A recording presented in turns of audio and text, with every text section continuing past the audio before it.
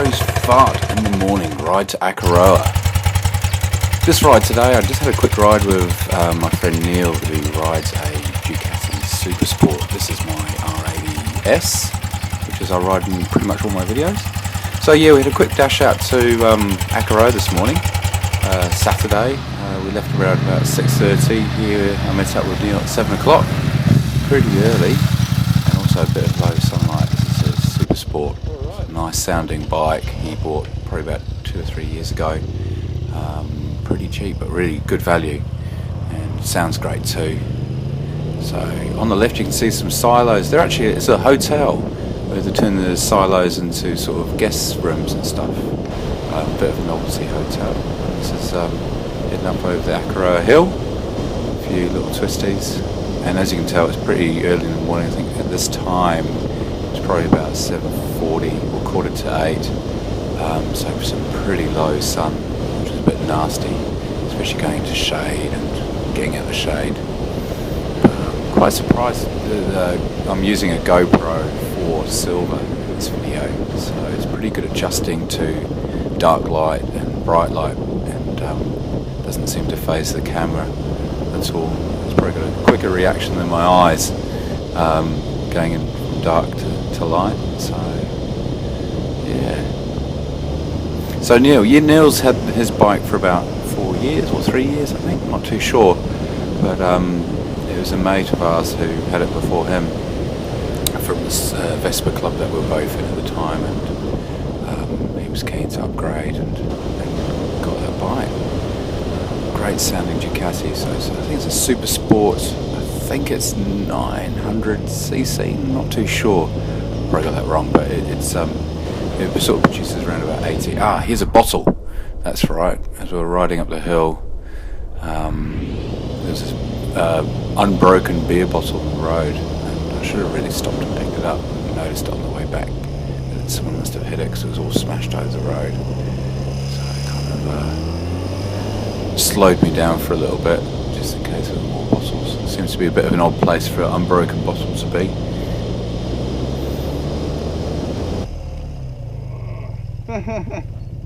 Hard to keep up.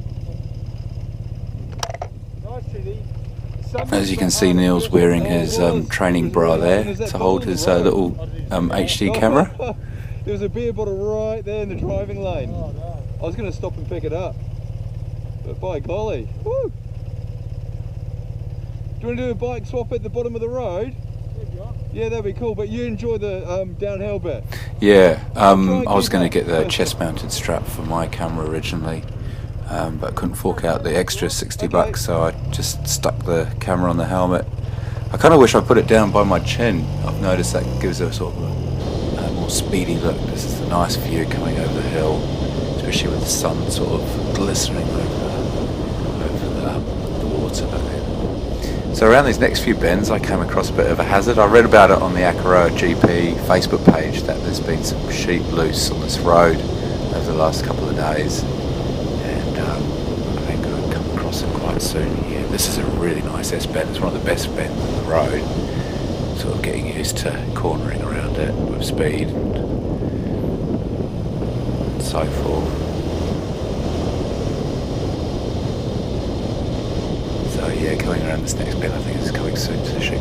So yeah, I mounted the GoPro on top of my head. I feel like a complete dick with it up there, but otherwise it does capture a lot. But I kind of do wish I had put it on the chin, more discreet, and also you get a bit of view of your instruments and a more of a realistic show. Here I actually swapped bikes with Neil and had a go on his Ducati Super Sport for around about 97. The year I left school actually, and you can see a little Italian flag there on the handlebars. Yeah, so it produces about 80 horsepower. It's got those special pipes that sort of special Ducatis have that produce extra sort of loud decibel sound. So it's really good. And I personally think having a loud bike is actually a good idea. People hear you coming, especially if you're riding or commuting in the city. Or one motovlog I like watching lately is Royal Jordania. I think his name is a chap in London. He has a Husqvarna Nuda R, I think it is. Probably completely pronounced that wrong, but yeah, and he's got some really loud pipes, and it's got some great footage of you know, when pedestrians seem to walk out in front of him, he sort of blips the throttle and shows the expressions on people's faces as they jump, and puts it in slow-mo. It's a pretty cool channel to watch, so I might just drop a link to that in the description of this video. So yeah, this is a nice bike. I might just shut up for a bit and hear some of the sounds.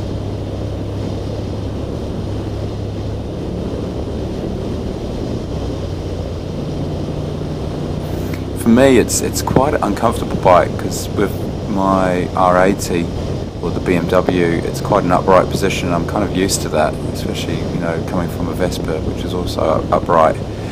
This bike, you lean forward. You know, for those who do a lot of riding sports bike, that's normal for you guys. For me, it's completely alien, and I felt that I had to get up to about 80, 100 till I got comfortable. So I got that wind pressure kind of balancing my weight, because all of my weight was on my wrists. Here's Neil overtaking me. My bike looks like a postie bike from behind. It's quite funny. It's got quite narrow wheels on it, but it is a wide bike when you're riding it. But when you see it from behind, it could just be a Cub 50 or something. So the water was absolutely still here when we came along this morning. High tide, nice reflection on the water. So yeah, the Akaroa peninsula is quite large. It's fantastic riding for sports bikes and off-road as well. A lot of gravel tracks all over the place.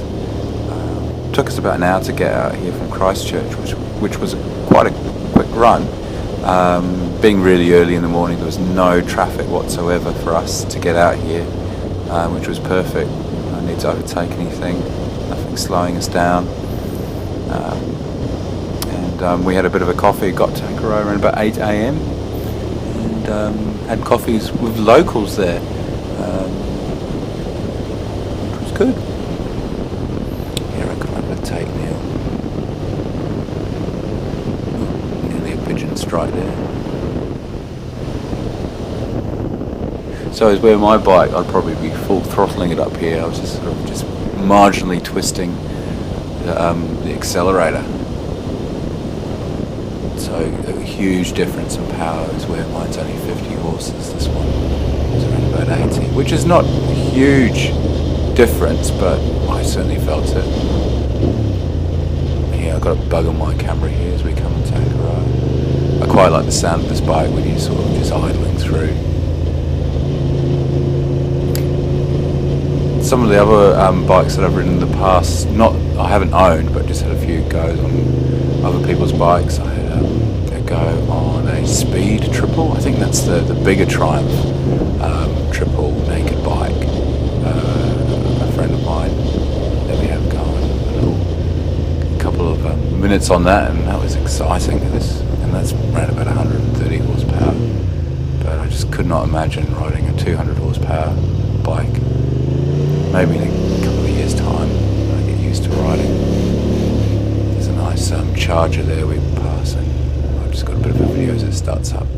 So this is where we stop for our coffee and clear the bugs off our helmets, which I had a lot of at this stage. Must have been the early morning bugs.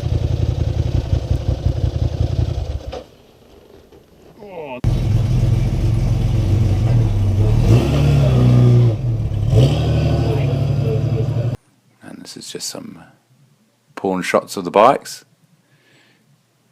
I use a Canon SLR 550D for these sort of shots, because the GoPro obviously distorts everything. However, I haven't really mastered videoing with this camera. I do quite a lot of photography, but not much videography or whatever it's called. So I can never get in focus properly, because obviously I'm moving around and the autofocus doesn't quite work when it's in video mode. So still yet to master that. Is where the GoPro is always, its aperture is either really small or really big. I don't know, probably really small, and because it's a fixed lens, everything's all in focus all the time, which is great. So Neil's taking me up to the ridge. We kind of got lost up here, but I was following him because he knows these roads better than I do. They've got a racing cycle race that goes all the way from Christchurch to here and goes along this ridge road, which is about 100 k's long, and Neil's a bit of a cyclist as well. Here there's a road and not suitable for vehicles other than four-wheel drive, so we won't go up there today. Oh yeah. And it kind of shows me where to go.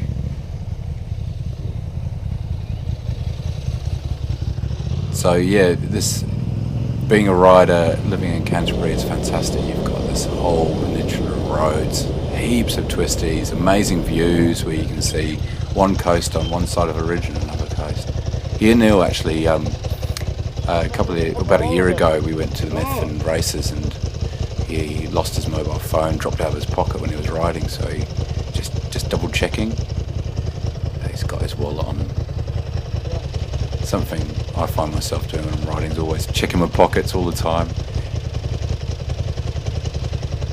In my R80, I've got a little toolbox which is under my seat, and at the back there's a little compartment where I kind of usually put stuff like house keys or wallets and stuff like that. But I also keep a puncture repair kit, sort with little gas canisters and things to put into your tyre if you get a nail in, and I've got a spare clutch cable as well, which I have had a break on me on my Vespa years ago, and I was stuck in third gear and had to ride through Wellington in third gear, going through red lights and all sorts, because I wanted to get home without stopping, because if I went slower than 30 k's per hour, obviously I'd stall. So that was quite funny, riding on footpaths and all sorts, not stopping. Had a mate on the back as pillion at the time as well, which was a real laugh.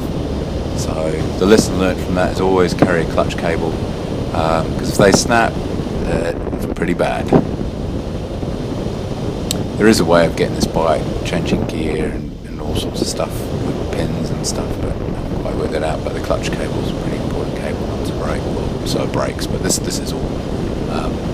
Well, the front brake is what do you call it? Fluid. Hydraulic brakes, and the back is actually just an old drum brake, so it's not the most amazing brakes.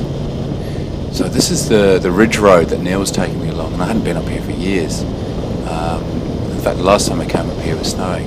Here we've got the arrows on the road, because obviously we've got a lot of tourists here coming from overseas, so just to remind people all the time which side of the road to keep on. And we're just getting higher and higher. So in the distance, that's more of the ridge road. You can see that sort of bushy part along that ridge. So that's where we're going to end up in a minute, and it goes for quite a bit. So heading into the sun again. So it's just spectacular country. And here's like a massive junction of roads. I haven't been down all of them, but we've been down a few of them over the years. And this is the road we take to get back towards Little River, and that's the view. Most amazing. I mean, with the GoPro obviously it zooms right out, but seeing that in real life is just breathtaking. Just so lucky to live here, have such beautiful views. I mean, so far most of my videos have been featured around this peninsula, but not too far away we have the Alps, which is probably about an hour's drive out of Christchurch to the west, as where this is east of Christchurch, and it's a huge mountain range that spans the whole of the South Island, and you know there's snow there even in the summer, and spectacular country. Obviously, if you're a fan of Lord of the Rings, that's what it looks like. So hopefully the next couple of weeks Neil and I are keen to do a 3-day trip and head out that way. Stay in a few youth hostels or backpackers and rough it up. So here you can see Pegasus Bay in the distance, which is a huge bay, and the water's pretty much north. If you head straight north, you'd head to Wellington over the Cook Strait, and then you come around this bend, and I think you see back into Akaroa Harbour, which is on the other side of this sort of range of hills or mountains. It's quite amazing. You can see the GoPro in the shadow there. You do notice that actually pulling your helmet back a bit, which is one of the reasons I also want to stick it on the chin at some point, but I have to get another curved quick release thingy-bobby. There's a nice little rock formation here and some native bush as well, which here in New Zealand it's really thick. Bush, you kind of need a machete to walk through it here. Where in Aussie it's quite open, and in England it's just woodland, so it's very sparse. But here, you know, the bush for the early settlers must have been quite difficult to get through, and obviously a lot of it was turned to agricultural sort of sheeping or sheep and cows and cattle and all that kind of stuff. There's the Akaroa harbour in the distance again, beautiful. The clouds were just amazing here. This road here, I think I might have mentioned before, often snows in the winter, and they put a lot of grit on the road, and it's often left over for a couple of months, sort of spring. But this time of the year it's well and truly kind of off the road, and the rain's kind of washed it all away. But it can be quite frightening, as later in the video I forgot to mention I have a little bit of an accident, so that will be coming up at the end. But nothing bad, no scratches. But yeah, grit was the cause of that one.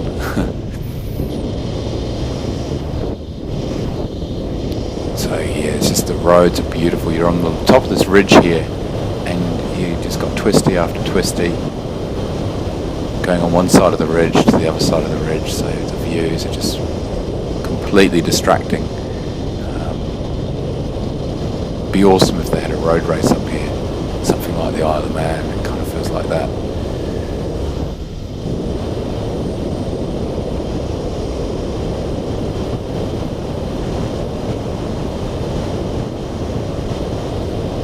So this is coming back down the Akaroa Hill, the main highway, where a lot of the Akaroa GP videos are filmed. I might put a few links to, and shout outs to people who do a lot of motovlogging of that. Here's another Porsche. I seem to be always passing these Porsche SUVs all the time. There seems to be a lot of them around here.